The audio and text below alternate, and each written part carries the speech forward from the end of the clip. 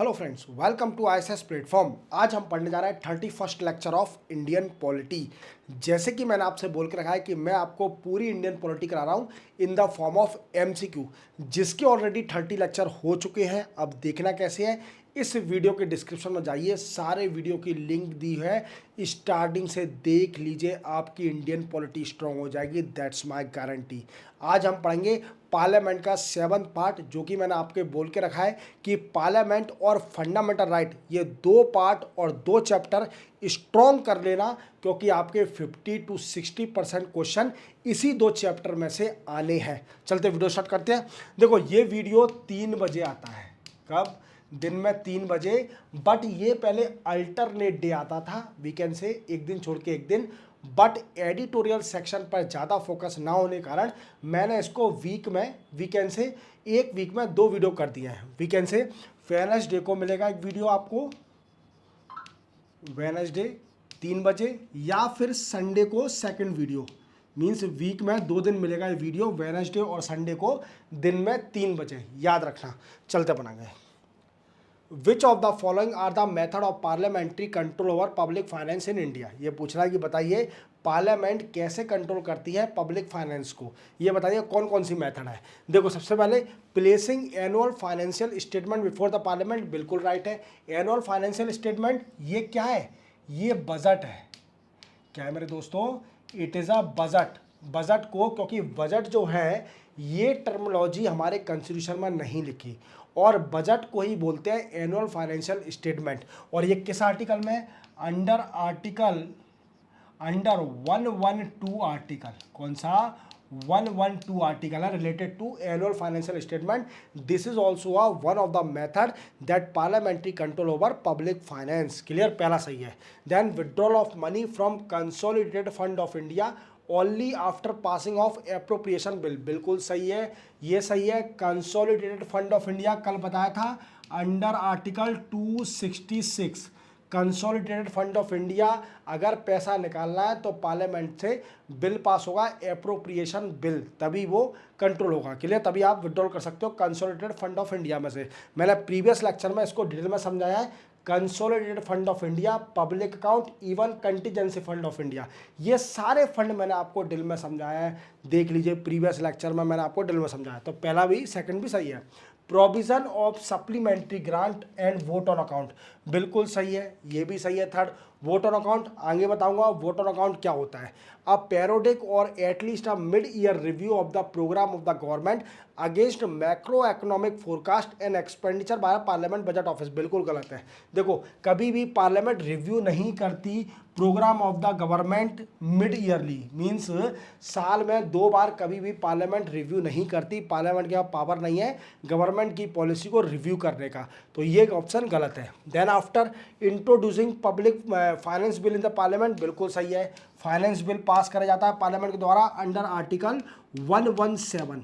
Clear? याद रखोगे तो इसका आंसर क्या है? 1, 2, 3 एंड 5, ये 4 ऑप्शन सही है, 4th गलत है। चलते पढ़ेंगे। विच of the following is responsible for preparation and presentation of union budget in the parliament. ये पूछ रहा है कि बताइए यूनियन बजट को प्रिपेयर करने में, इवन पार्लियामेंट में पेश करने में किसकी रिस्पॉन्सिबिलिटी होती है? क्लियर? प्रेजेंट करने का। तो ये रिस्पॉन्सिबिलिटी है department of economic affair. Department of economic affair under ministry of finance, याद रखोगे, that is also very important friend. Clear? चलते पर आगे। If the annual union budget is not pass by the Lok Sabha, मानिए यूनियन बजट पास नहीं किया लोकसभा से, तो इसका होगा क्या? कंसिक्वेंस क्या निकलेगा? देखते हैं अपन। The budget is modified and presented again, नहीं, गलत है। The budget is referred to the Rajya Sabha for a suggestion, बिल्कुल गलत है। Clear? The union finance minister is asked to resign, गलत है, बिल्कुल गलत है। The prime minister submit the resignation of council of minister, बिल्कुल राइट है। D option. अगर बजट पास नहीं हुआ तो इसका मतलब यह है कि प्राइम मिनिस्टर को रिजाइन करना पड़ेगा, इवन काउंसिल ऑफ मिनिस्टर को भी रिजाइन करना पड़ेगा, because union budget passing is the responsibility of the government, याद रखना। चलते पढ़ाएंगे। If budget is disclose before introducing in the legislative assembly what will happen. मानिए कि बजट के कुछ डिस्क्लोज हो गया, लीक हो गया कि बजट कैसा पास होने वाला है, तो इसकी रिस्पॉन्सिबिलिटी कौन लेगा, देखते हैं। देखो, council of minister will have to resign, पूरे नहीं, बिल्कुल नहीं। The chief minister will have to resign, chief minister कोई रोल ही नहीं है इसके अंदर। Finance minister will have to resign, बिल्कुल फाइनेंस मिनिस्टर को रिजाइन करना पड़ेगा, बिकॉज जो मिनिस्टर बनता है वो ओथ लेता है कि हम कोई भी डिस्क्लोज नहीं करेंगे, सीक्रेसी रखेंगे अपने काम की। जब तक वो पास नहीं हो जाता तो वो ओथ लेते हैं कि secrecy of the work. Clear? तो फाइनेंस मिनिस्टर को रिजाइन करना पड़ेगा अगर यूनियन बजट लीक हो गया तो, क्योंकि यूनियन बजट लीक होने का मतलब है कि आपकी पूरी इकोनॉमी पर इफेक्ट पड़ेगा, इन्वेस्टर को पता चल जाएगा पहले ही कि क्या होने वाला है, तो वो उसी हिसाब से काम करेंगे। जैसे शेयर मार्केट डाउन हो सकता है, इवन कई सारे निगेटिवली इफेक्ट हो सकते हैं on the economy of India. चलते बनाएंगे। Under which of the following the total amount payable by a individual is limited by the constitution. ये पूछ रहा है कि बताइए जो अमाउंट दिया जाता है वो लिमिट कैसे किया जाता है बाय द कॉन्स्टिट्यूशन। क्या कॉन्स्टिट्यूशन में दिया गया है, कैसे लिमिट किया जाएगा? तो इसका आंसर है कॉर्पोरेट टैक्स, बिल्कुल नहीं। एस्टेट ड्यूटी, बिल्कुल नहीं। सक्सेशन ड्यूटी, बिल्कुल नहीं। Tax on profession, trade and calling, ये है इसका आंसर। क्लियर? डी। चलते बना। Economic survey is presented in parliament every year. ये पूछ रहा है कि इकोनॉमिक सर्वे कब प्रेजेंट किया जाता है पार्लियामेंट में। देखो, आपको याद होगा कि बजट प्रेजेंट करने से पहले पार्लियामेंट में एक इकोनॉमिक सर्वे आता है जो कि इंडिया की करंट कंडीशन बताता है इन टर्म ऑफ इकोनॉमिकली, कि हमारे इंडिया की कंडीशन क्या है। Economic survey is very important for the UPSC aspirant और the state PSC aspirant. Economic survey का एक समरी जरूर पढ़ लीजिए। क्या है समरी? से आपको पता चल जाएगा कि what is the current year of the condition of the economy of the country. Clear? देखते हैं अपन। देखो, before presentation of the budget before for coming year, पहले ही सही है। क्या मैंने वैसे बताया कि बजट के पहले पास होने से ये एक इकोनॉमिक सर्वे आता है। चलते अपन आगे। Vote on account permit union government to. अब ये पूछ रहा है कि वोट ऑन अकाउंट क्या करता है यूनियन गवर्नमेंट को। देखो, क्या होता है कि जैसे मैंने बताया कि जो बजट पास होता है, अगर मानिए किसी दिन बजट पास नहीं हुआ और गवर्नमेंट को पैसे की ज़रूरत पड़ रही है, मानिए इलेक्शन होने वाले हैं और बजट को डिले कर दिया है कि बजट डिले पास होगा, या इलेक्शन आ गए या कोई इमरजेंसी आ गई है कि हाँ भाई अभी बजट पास नहीं होगा, 2 महीने बाद करेंगे, बट गवर्नमेंट को पैसे की तो ज़रूरत पड़ेगी, तो वो क्या करेगी? वोट ऑन अकाउंट का यूज करेगी। क्या करेगी? वोट ऑन अकाउंट का यूज करेगी। देखते हैं क्या होता है। Withdrawal money from consolidated fund of India for specified period. क्या है कि वोट ऑन अकाउंट का मतलब है कि अगर यूनियन बजट पास नहीं हुआ किसी इमरजेंसी कारण या फिर नेशनल इलेक्शन होने के कारण, तो गवर्नमेंट वोट ऑन अकाउंट का यूज करके consolidated fund of India under article 266 उसमें से पैसा निकाल सकती है by method of vote on account. चलते बना गया। Vote on account is mean to, vote on account क्या होता है? देखो, appropriation fund pending passing of the budget, मैंने वोट ऑन अकाउंट समझा ही दिया, आपको समझ में आ गया कि अगर बजट पास नहीं हुआ, गवर्नमेंट को पैसे की ज़रूरत पड़ेगी, तो एप्रोप्रिएशन बिल और वोट ऑन अकाउंट का यूज़ करके वो कंसोलिडेटेड फंड ऑफ इंडिया जो कि अंडर आर्टिकल 266 दिया है पैसा निकाल सकती है। चलते बनाएंगे। What is the difference between vote on account and interim budget. ये पूछ रहा है कि वोट ऑन अकाउंट और इंटरिम बजट में क्या अंतर होता है। देखो, the provision of A vote on account is used by stable government while interim budget is provision used by care taker government. बिल्कुल गलत है, बिल्कुल गलत है। ये कोई मैटर ही नहीं है इंटरिम गवर्नमेंट और केयर टेकर गवर्नमेंट। जैसे मैंने बताया कि बजट अगर पास नहीं होता है due to some circumstances that is emergency और नेशनल इलेक्शन, तब वोट ऑन अकाउंट का यूज करा जाएगा कंसोलिडेटेड फंड ऑफ इंडिया से पैसा निकालने के लिए। सिंपल, याद रखना। Clear? Vote on account only deal with expenditure including both expenditure and received, while यहां पर आएगा, इंक्लूड नहीं आएगा, while budget deal with expenditure and received. ये पूछ रहा है कि देखो, जैसे आप वोट ऑन अकाउंट क्या है, वोट ऑन अकाउंट का मतलब है सिर्फ ओनली पैसा निकालना। तो क्या ये एक्सपेंडिचर से रिलेट करता है, रिसीप्ट से रिलेट नहीं करता। और बजट क्या है, जिसके अंदर आपको रिसीप्ट भी बताया जाएगा, एक्सपेंडिचर भी बताया जाएगा, आपका फिस्कल डिफिसिट भी बताया जाएगा, रेवेन्यू डिफिसिट भी बताया जाएगा। डिफिसिट, रेवेन्यू डिफिसिट और फिस्कल डिफिसिट कैसे निकलेगा, जब आपको रिसीप्ट और एक्सपेंडिचर दोनों पता होंगे तभी तो फिस्कल डिफिसिट और रेवेन्यू डिफिसिट पता चलेगा। समझे मेरी बात को, ये कारण है। तो क्या है, इसका सेकंड सही है, ओनली 2। चलते बना, estimate of expenditure are submitted to the parliament of India in the form of, ये पूछ रहा है कि बताइए estimate of expenditure are submitted to the parliament of India in the form of demand from grant, demand from grant. चलते बनाएंगे, simple था ये तो। Which one of the following statements correct regarding submission of money bill. देखो money bill मैं कई बार बता चुका हूँ, मनी बिल के बारे में आपको 1110 आर्टिकल मनी बिल के बारे में कई बार बता चुका हूँ। 1110 प्रीवियस लेक्चर में मनी बिल मैंने बहुत अच्छे से पढ़ाया था, आप देख सकते हैं। अगर आप मेरे पॉलिटी के लेक्चर रेगुलर देख रहे हो तो आपको पॉलिटी इतनी स्ट्रॉन्ग होने वाली है कि आपको कहीं नहीं जाना पड़ेगा, ये मेरी गारंटी है। देखते हैं चलो। The finance bill is presented to the Rajya Sabha, बिल्कुल गलत है, बिल्कुल गलत है। फाइनेंस बिल हमेशा लोकसभा पास होता है।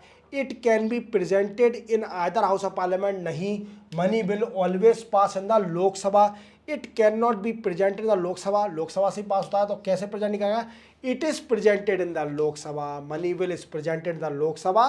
फिर ये राज्यसभा पर जाता है, राज्यसभा पर कोई पावर नहीं है, सिर्फ 14 डेज तक होल्ड कर सकती है मनी बिल को, उसके बाद उसको रिटर्न करना ही पड़ेगा। अगर रिटर्न नहीं करती है तो it is deemed to be considered as a money bill pass by the Rajya Sabha and it is given it is submitted to the president for the assent. Clear, चलते बनाएंगे। The finance bill of Indian government is presented in, the finance bill of Indian government is presented in, देखो upper house नहीं, legislative assembly बिल्कुल नहीं, legislative council नहीं, lower house. और lower house क्या है, लोकसभा। क्लियर, फाइनेंस बिल का कौन सा आर्टिकल है, 117, याद रखोगे। चलते बना, the stage in the normal financial legislation include, ये पूछ रहा है कि बताइए फाइनेंस लेजिस्लेशन की स्टेज क्या है। तो देखते हैं अपन, देखो प्रेजेंटेशन ऑफ द बजट, बिल्कुल इस पर फिर डिस्कशन होगा, डिस्कशन।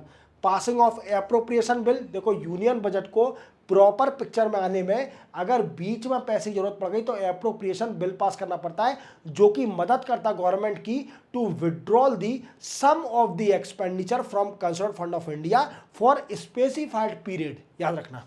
चलते हैं, वोट ऑन अकाउंट नहीं, passing of the finance bill, ये कौन सा है, फर्स्ट, सेकंड, थर्ड और fifth, first, second, third, fifth answer है इसका। वोट ऑन अकाउंट का कोई रोल नहीं है इसके अंदर। Prior sanction of the president of the India is required before introducing a bill in the parliament, ये पूछ रहा है कि कोई भी बिल पास करना है, अब किस बिल में प्रेसिडेंट का पहले आपको अप्रूवल चाहिए तभी इस बिल को पास कर सकते हो, वो कौन कौन से हैं देखते हैं अपन। देखो फॉर्मेशन ऑफ न्यू स्टेट, बिल्कुल आपको प्रेसिडेंट का अप्रूवल चाहिए। Affecting taxation in which state are interested, बिल्कुल सही है, टैक्सेशन अफेक्ट करेगा तो ही इंटरेस्टेड है, तो प्रेसिडेंट का आपको अप्रूवल चाहिए। Altering the boundary of state, बिल्कुल सही है, मनी बिल के लिए भी चाहिए, तो इसके ऑल ऑफ द अबव। चलते पड़ेंगे, which of the following proposal is related to union budget, ये पूछ रहा है कि बताइए कौन सा प्रपोजल रिलेट करता है यूनियन बजट से। सेंसर मोशन नहीं, कॉलिंग अटेंशन नहीं, एडजॉर्न मोशन नहीं, कट मोशन रिलेट करता है यूनियन बजट से, जो कट करने के लिए मनी और इकोनॉमिकली जो कि डिमांड है उसको कट करने के लिए यूनियन बजट में कट मोशन का यूज करा जाता है, तो that is also proposal related to the union budget. According to the law enacted by Parliament in December 1989, the legal age for a citizen to become a major age, देखो क्या है कि before 1989 से क्या होता कि 21 ईयर एज थी, 21 year as आपको एलिजिबल करती थी कि आप वोट देने लायक बन गए हो। बट क्या हुआ, 61st कॉन्स्टिट्यूशन अमेंडमेंट एक्ट 1969 से क्या हुआ, 1989 से क्या हुआ, इसको चेंज कर दिया, 21 ईयर से 18 ईयर कर दिया to cast a vote in the election. जैसा आपको पता होगा, आपके घर में कोई बच्चा है 18 साल का है तो वो वोट देने जाता है, बट 1989 से पहले 21 साल तक कोई वोट नहीं दे पा रहा था। फिर इसके बाद सबको राइट दे दिया, लीगल राइट दे दिया। हालांकि article number 326 related to the voting right of the people, तो ये हमारा लीगल राइट है कि हम वोट दे सकते हैं। क्लियर, याद रखना। तो इसका आंसर क्या है? 18 year. The consultative committee of member of parliament for railway zone is constituted of which of the following. ये पूछ रहा है कौन ये बनाता है? Consultative committee of member of parliament for railway zone, ये बनाती है मिनिस्ट्री ऑफ पार्लियामेंट्री अफेयर। याद रखना। With reference to Indian polity which one of the following statement correct. ये पूछ रहा है कि इंडियन पॉलिटी के हिसाब से कौन सा स्टेटमेंट सही है? Planning commission is accountable to parliament, बिल्कुल नहीं। प्लानिंग कमीशन कभी पार्लियामेंट के लिए अकाउंटेबल नहीं होती। President can make ordinance only when either of the two house of parliament is not in session, बिल्कुल गलत है। अगर पार्लियामेंट सेशन में भी होगी तो भी प्रेसिडेंट ऑर्डिनेंस पास कर सकता है। ज़रूरी नहीं है कि पार्लियामेंट सेशन में नहीं होगी तो ही प्रेसिडेंट ऑर्डिनेंस पास करेगा। और ऑर्डिनेंस का आर्टिकल कौन सा है भाई साहब? 123 कौन सा है? आर्टिकल 123 याद रखना। It is related to the ordinance power of the president. Ordinance क्या होता है? It is similar to the bill. Clear, याद रखना। अगर मानिए कभी पार्लियामेंट सेशन में नहीं है, पर ये मैंडेटरी नहीं है कि पार्लियामेंट सेशन में नहीं होगी तो ही ऑर्डिनेंस पास करेगा, नहीं। प्रेसिडेंट कभी भी ऑर्डिनेंस पास कर सकते हैं अगर उनको लगता है कि it is important for the national interest. चलते हैं, तो ये भी गलत हो गया। Minimum age prescribe for appointment जज of the supreme court is 40 year, बिल्कुल गलत है। देखो, सुप्रीम कोर्ट और हाई कोर्ट के जज बनने के लिए कोई भी एज स्पेसिफाइड नहीं करी गई है। हालांकि रिटायरमेंट की है कि हाई कोर्ट का जज 62 ईयर में रिटायर्ड होगा और सुप्रीम कोर्ट का जज 65 ईयर में रिटायर होगा, याद रखना। बट अपॉइंटमेंट की कोई एज रिक्वायर्ड नहीं है इसमें। सुप्रीम कोर्ट का जज यंग लड़का भी बन सकता है, याद रखना, पर बनाते नहीं है, वो अलग बात है। NDC is constituted of union finance minister and chief minister of all state of India. देखो ये सही है बिल्कुल। देखो एनडीसी नेशनल डेवलपमेंट काउंसिल, इसको हेड कौन करता है? पीएम हेड करते हैं। और पीएम मेंबर कौन होते हैं? PM, union minister, finance minister भी होता है, होम मिनिस्टर भी होता है, even CM of all states, lieutenant governor of union territories, याद रखना, ये इसके मेंबर होते हैं। कौन? इसके नेशनल डेवलपमेंट काउंसिल के। चलते बना के examine the following statement, choose the correct answer from the given option. ये पूछा है कि बताइए इसमें से कौन सा ऑप्शन सही है। तो देखते हैं। Right to property is not a fundamental right. देखो ये सही है बिल्कुल, क्योंकि राइट टू प्रॉपर्टी पहले फंडामेंटल राइट था। राइट टू प्रॉपर्टी पहले एक फंडामेंटल राइट था, but after 44th constitution amendment 1978 से क्या है? कॉन्स्टिट्यूशन अमेंडमेंट 44 से राइट टू प्रॉपर्टी बन गया लीगल राइट। ये बन गया, बना दिया लीगल राइट अंडर आर्टिकल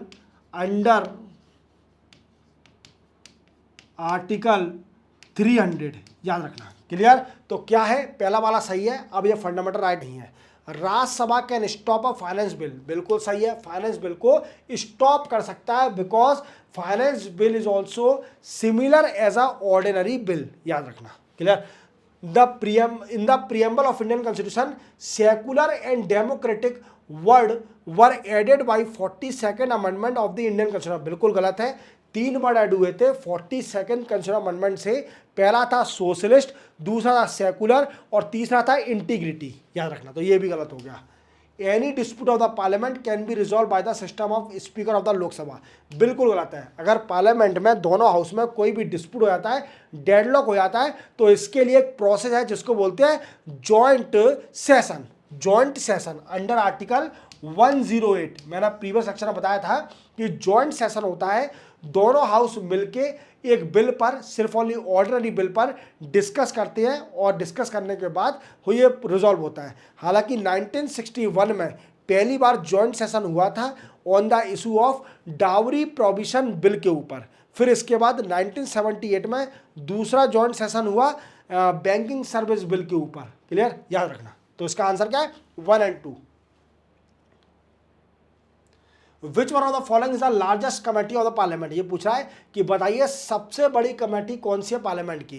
तो कमेटी ऑन एस्टीमेट, इसमें 30 मेंबर होते हैं, इसलिए बड़ी है। सबसे बड़ी कमेटी है कमेटी ऑन एस्टीमेट। ये 30 मेंबर भी लोकसभा के होते हैं, याद रखना, ये राज्यसभा के नहीं होते हैं, लोकसभा के होते हैं। और चेयरमैन हमेशा स्पीकर अपॉइंट करता है। कौन? स्पीकर ऑफ द लोकसभा इसकी अपॉइंट करता है, ये भी याद रखना। चलते अपन आगे। तो ये मैंने आपको 31st लेक्चर भी इंडियन पॉलिटिक्स कंप्लीट करा दिया। चैनल को सब्सक्राइब और बेल आइकन प्रेस करना ना भूलना। आज है संडे, अब आएगा आपको वीडियो वेडनेसडे के दिन, याद रखना। क्लियर, मिलते हम वेडनेसडे को, तब तक के लिए जय हिंद।